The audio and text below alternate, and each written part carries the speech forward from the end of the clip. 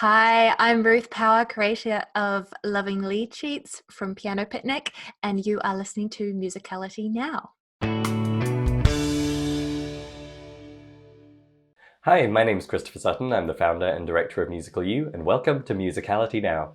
Today I'm joined on the show by Ruth Power of Piano Picnic, but it's actually not our usual kind of interview episode. I had the pleasure of interviewing Ruth on the show last year, and I've invited her back now to talk about something very specific, which is lead sheets. Ruth's actually a member of the Musical U team. She's our resident pro for piano, and she also has her own project, Piano Picnic, which provides fantastic online training courses for pianists. And what I've always loved about Ruth's work is that she brings really fun energy and creativity to the teaching process, and so her material is always really cool and interesting. So when she mentioned recently that she was putting together a new course all about lead sheets called Lovin Leadsheets, I knew we had to bring her back on the show to share some of how she's teaching lead sheets and any kind of nuggets or insights she could share with our audience.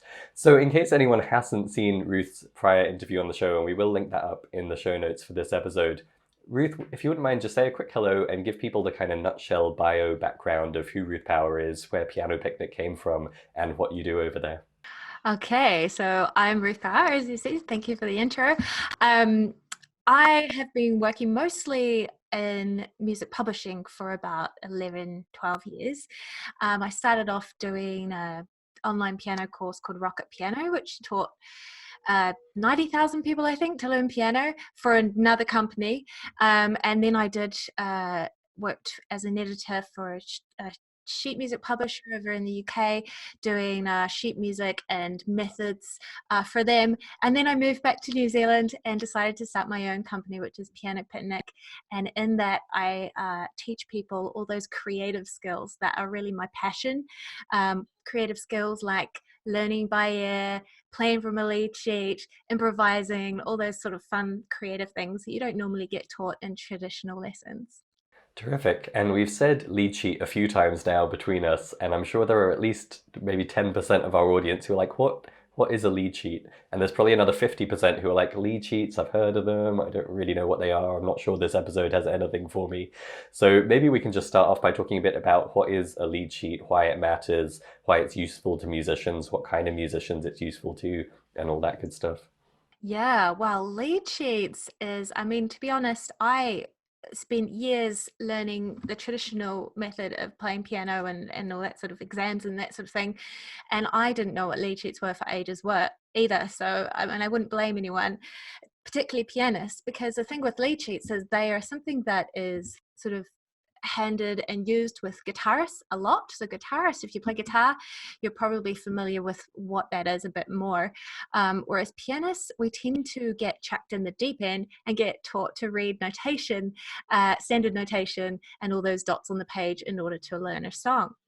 And if you've ever seen, I think one of the first things that got me thinking about this idea of playing from a lead sheet without knowing what it was called was when I was going to church as a child, as a teenager, and the church keyboardist would be playing these amazing arrangements of the church songs, but they would never turn the page.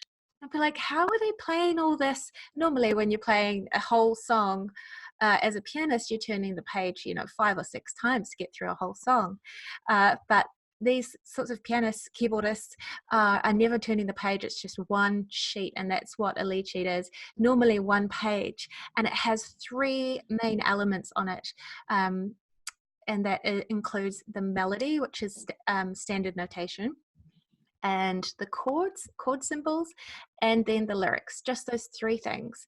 And by that sort of minimized amount of information, it means that we can get the idea of a song really quickly and then use our own musicianship and our own knowledge of rhythms and riffs to be able to fill in the gaps, really, and make our own cool arrangement of the song. Gotcha. It's really interesting that it was the kind of one-pager aspect of it that drew your attention at first. I think it was similar for me in that as a teenage guitar player, I'd be looking in the sheet music shop at all of these things, and it was like a thick book that had an album of Radiohead songs, and then a book that wasn't much thicker that promised I had like 300 songs. And you can't help but wonder, how do they manage to cram 300 songs into that same kind of size book? And it's because each one just took up a page. And I know that for me at the time, there were two things really. One was that a lot of those seemed to be jazz books. Like there was a jazz reel book that's one of the classic books of lead sheets, right? And the other aspect was I'd flick through the books and I'd be like, okay, I could sing that. Like I can see that for a vocalist, it's got everything I need. But I don't think I could play one of these just from the one page version. And so I think it's awesome that you've put together a course specifically to help with this, because I think it's something that is just kind of a big question mark for a lot of musicians. And it's the kind of thing where we often talk about it at Musical U, because it's the thing where you see someone do it and it just kind of seems magical, because clearly their brain is operating in a way that you're not quite sure is part of your own skill set. So maybe we can talk about, if you were to crack open one of these books where each song just took up a page, how do you possibly get from that very minimal skeletal definition of the song to something that sounds like real music? Yeah.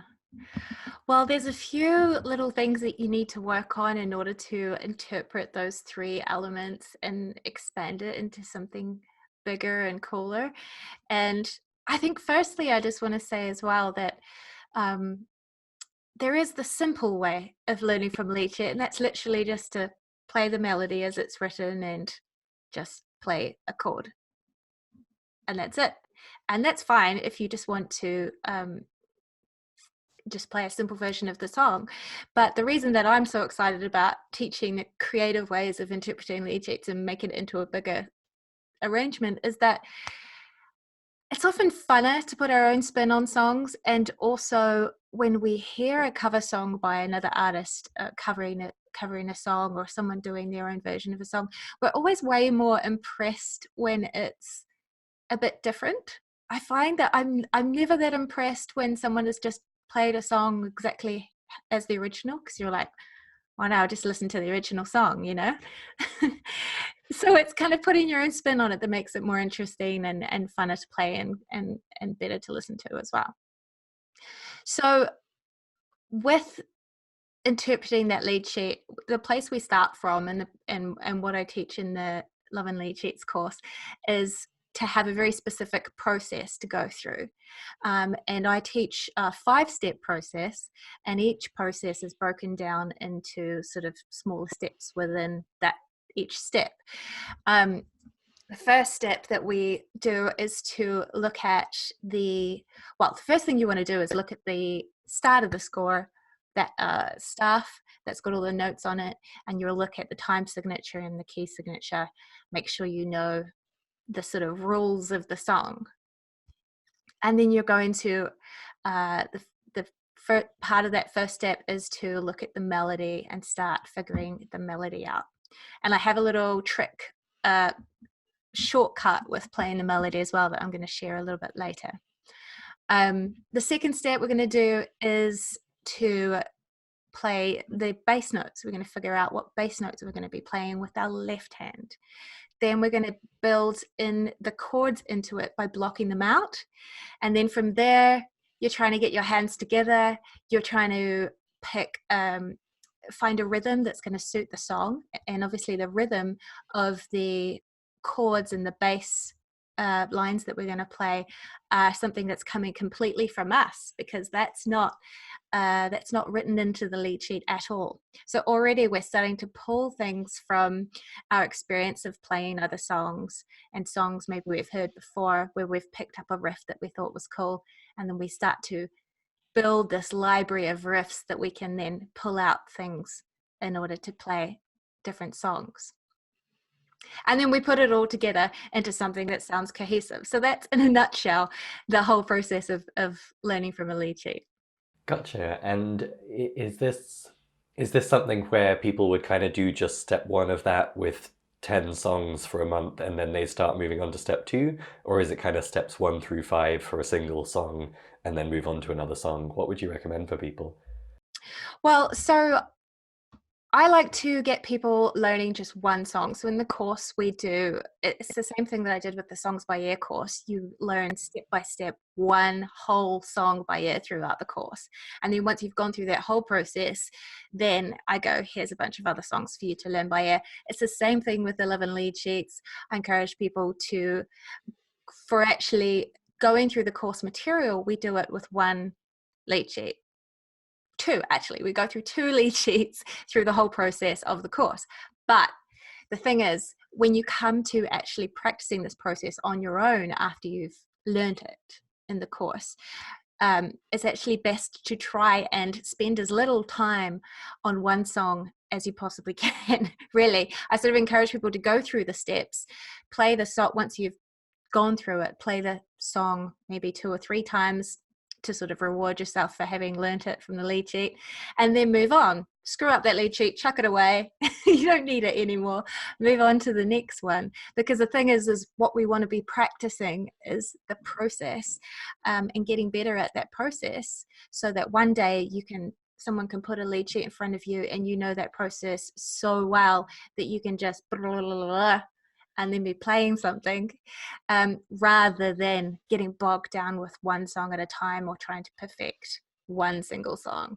So I always encourage people to, even though the course is one or two songs, to learn the process. When you're practicing the process, you've got to move on quickly. That is such a great tip. And it reminds me like the thing that really helped me with sight reading on piano was I can't even remember what put it in my head, but I just got like the thick English hymnal book, which anyone who's sung in a choir in the UK would know is like this green covered thick book. And I had like a 4-part harmony book, and I was just like, I am going to sight read every C major hymn in this book and not trying to perfect them, not really playing through them more than once, but I just went through and played everything in C major. And by the end of it, I was like, oh, I can sight read any of these hymns in C major now. And I think it's such an important thing, because otherwise we kind of get by default into that mode of I'm learning a song, therefore I will practice until I can play each bit of it perfectly. And I think it's so smart to take that same approach of just like, I'm going to work through this once and move on to another one, because that's going to get you the quickest results. Yeah. Yeah, I mean, sometimes if there's like a song that's just your favorite that you've been dying to learn for ages, and you're like, finally, I can learn it from lead sheet, but Ruth tells me that I have to like throw it away. Then, you can work on your favorite song. That's fine. But in terms of getting better, it's like, yeah, it's just practicing the process rather than a particular song. Yeah, and I don't know if this is something else you cover in the course, but I was thinking of lead sheets over Christmas, because it's been quite a while since I played anything from a lead sheet on piano, but my sister-in-law wanted to play some duets from her Christmas piano book, and my sight reading, despite what I just said, is not that hot on piano. I'm not going to play full 2-part arrangement from scratch, just sight reading a nicely arranged Christmas hymn or song. But there were chord symbols written in the sheet music, and so I could absolutely sit down and play through the melody and the chord symbols, because to me I could just kind of see that as being a lead sheet. And I think that's something that is a really helpful thing to know, is that this can help you whether or not you're literally looking at a lead sheet. Once you're into that frame of mind of, oh, I just need the melody and then I can figure out something to do with the chords, that actually pays off in all kinds of ways, right?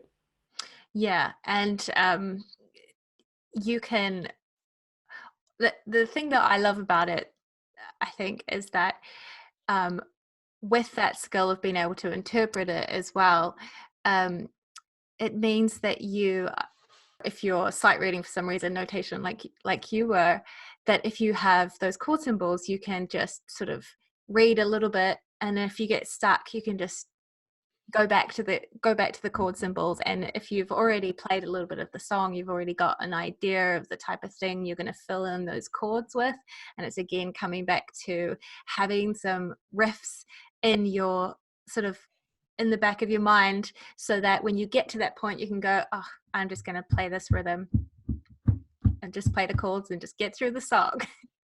Absolutely. So we talked through the 5-step process you're teaching in the course. I see you have a keyboard behind you. I wonder if we could just kind of illustrate that for people, what each of those steps would sound like, so that they have a sense of building it up from scratch. Yeah. So the first step that we're going to do, if we have a lead sheet like this Amazing Grace, for instance, the first thing we're going to do is, especially while we're learning this process, you want to make sure that you are choosing a lead sheet of a song that you already know. And the reason for this is what I'm about to tell you, and that is to do with the melody. So the first step in playing from a lead sheet is to look at the set of rules that we have on the left hand side. So we've got, on this particular example, it doesn't have a key signature, so that's telling us that it's haven't got any sharps or flats to worry about, and it's telling us that it's in 3/4. So that's something to keep in the back of our mind. We're going to be roughly counting 3 beats to the bar. Now, we're going to forget about that because we're actually going to take a shortcut version to the melody. And by that, what we're doing is we're looking at the score to see what notes it's telling us to play. So whether you read notation or not, in my course Lovin Leadsheets, I do go through some basic notation reading, so you're not going to get left behind if you're not sure about that. But basically, all the notes are set on a space or a line, and they go up the alphabet: A, B, C, D, E, F, G, or downwards we can go A, G, F, E, D, C. And so we can go up or down the staff and count either up the alphabet or down the alphabet, right? So that's reading notation in a nutshell. So we're going to look at these notes here, and they'll tell us what keys we're going to play. So I can see Amazing Grace, just that first line: G, C, E, C, E, D, C, A, G. So that tells us what notes. Now, the other information that's in these notes is the type of note head and whether they've got beams or not, and that sort of thing tells us what the rhythm is, what the duration of each note is. And that's the part that I want you to throw away, because if you know the song and you've picked a song that you know and are familiar with and can probably hum the melody or sing the melody to yourself, then you don't need to worry so much about these rhythms, because you kind of just know it inherently. This is when you're going to sit back and just sort of trust yourself that you already know the rhythm. So I can sing Amazing Grace, how sweet the sound, right? So I already inherently know the rhythm.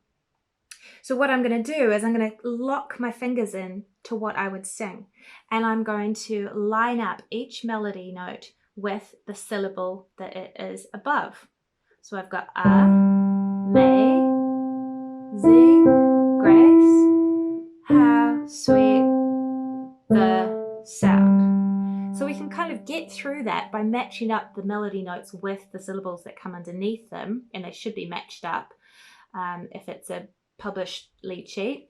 Then we don't have to worry so much about counting and on beats and off beats and all that sort of business. So that's the first step, is doing the melody. I'm not going to run through every single little thing, but that was just one hint that I wanted to let you know about. Now, the second step is we're going to add bass notes.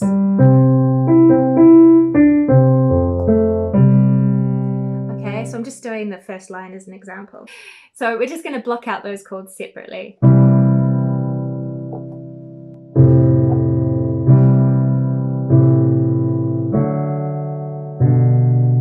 Now, I'm racing through this really fast. You would do this a lot slower, and in the course we go through this in a lot more detail.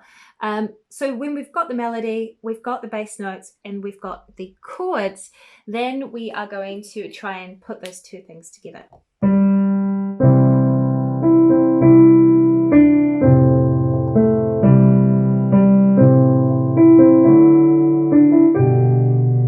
Now, there's all sorts of other details, like how to interpret the chord symbols, why we would want to do the bass line as well as the chords. There's a reason for that I go through in the course. But that's the most basic way you can play this lead sheet. Now, when you start to learn about rhythms and you start to learn about riffs, then you have some little tricks up your sleeve to be able to do more with the song and make it more interesting, like we were talking about. So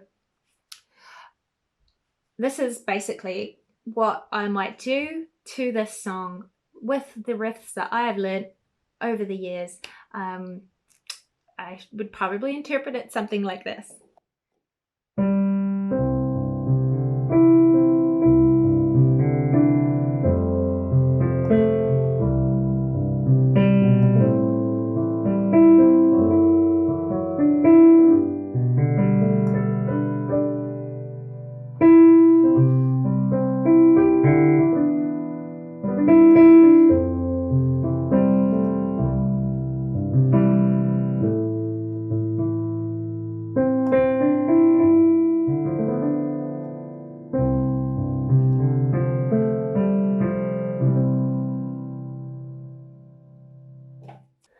Fantastic, thank you. I felt really guilty because I recorded an episode once upon a time called About Lead Sheets, and this would be in the first 50 episodes or so of the podcast when it was all audio only.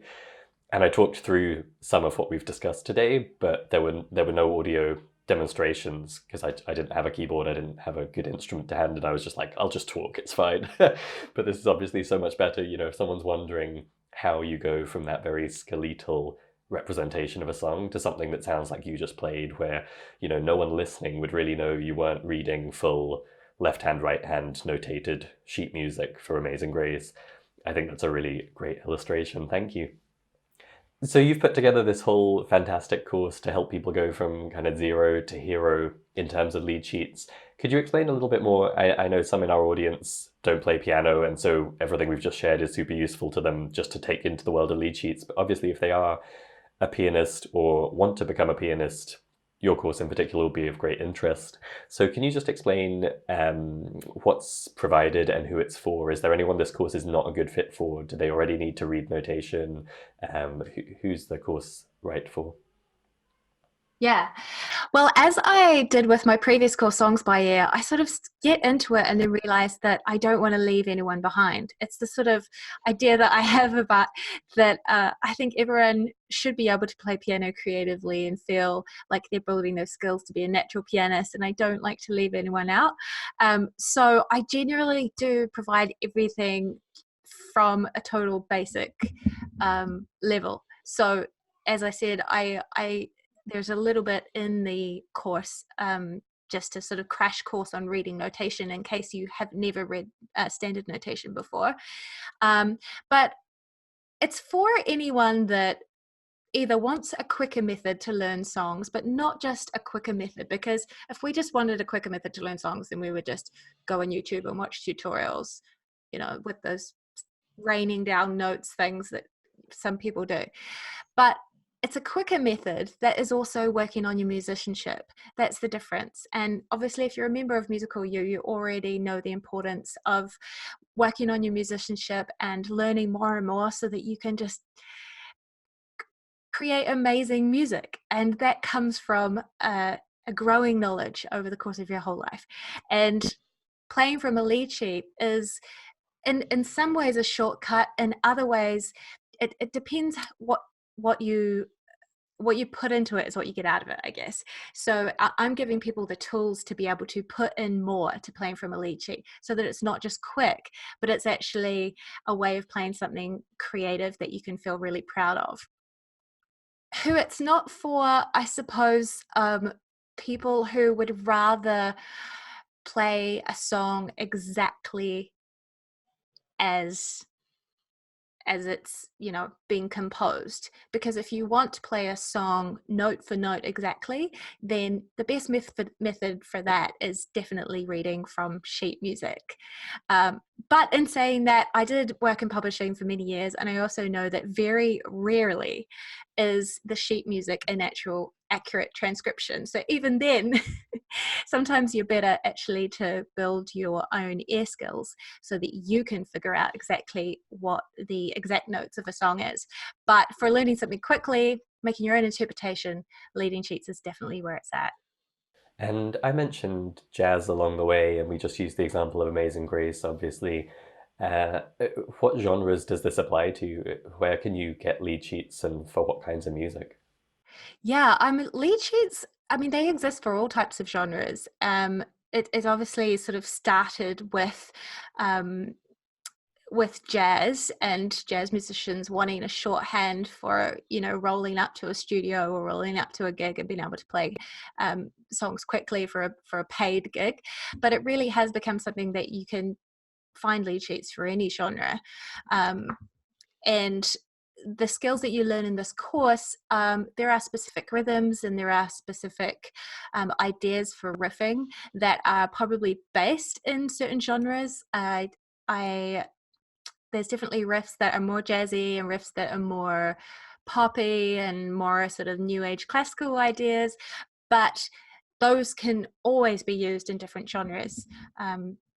And it's really a skill that you can apply to whichever genre. And I'm a massive believer in, even if you are real specific about wanting to learn a certain genre, you still need those basic musicianship skills to be able to apply in a specialized area. I don't think I would never recommend people just learn a specific genre of music straight off the bat.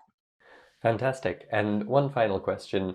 When you were demonstrating there, in step 5 with rhythm and arranging it in your own way, you said, I'm going to draw on my back catalogue of riffs, and you just mentioned riffs again. Is that something you cover in the course, or is that kind of a special extra step that people would bring in from their own experience? I do go into it a little bit in the course, but it's definitely more about the process of lead sheets. I do cover sort of how you might, at certain points, for instance, with bringing hands together and adding the rhythm. I do give some ideas for how you might start to practice that sort of thing. But in terms of an exhaustive riff library, I do actually have another little module that I've put together that's more of the classical and pop and jazz riffs that I was just mentioning. That's also available in my members area as well. If people do the lead sheet course and want to go on from there and do some more riffing, that is there. Yeah. Fantastic. Well, I was so keen to have you on the show because if you go out there to try and learn about lead sheets, and like I did once back in the day, what you tend to get is just the kind of literal, what is a lead sheet? Okay, it's melody plus chords, and then you're kind of left to your own devices to turn that into music. And as you touched on there, obviously everything we do at Musical U is trying to build the inner skills that help you do that in a compelling way that feels natural. But at the same time, it's super valuable to have someone just lay out very clearly, here is the process, here's the step by step, here's kind of the structure that goes into playing from a lead sheet, and give you the opportunity to then go out and do that with dozens of songs and build up your own riff library and get a sense of what it means to create your own arrangement on the fly. So fantastic concept for a course, and I know that as with all your stuff, it's going to be extremely high quality and you'll provide great student support. So I wholeheartedly recommend it to anyone who is a pianist or wants to be. And I've realized we we have done the terrible thing of getting people excited about something and then not telling them where to get it. So we better make sure we give them the web address. So where can they go to get a copy of Lovin Leadsheets? Yeah, well, you can go to pianopicnic.com/lovin dash lead sheets, and that's lovin without the G because it's cool.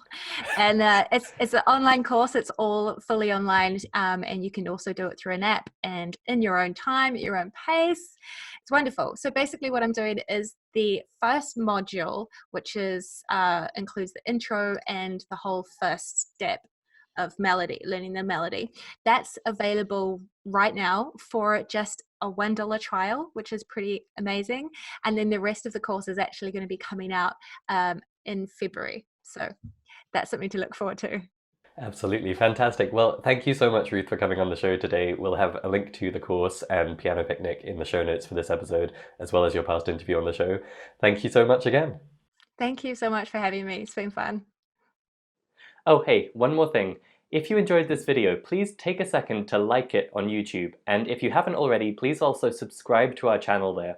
That's going to help make sure you get all our latest videos as soon as they come out.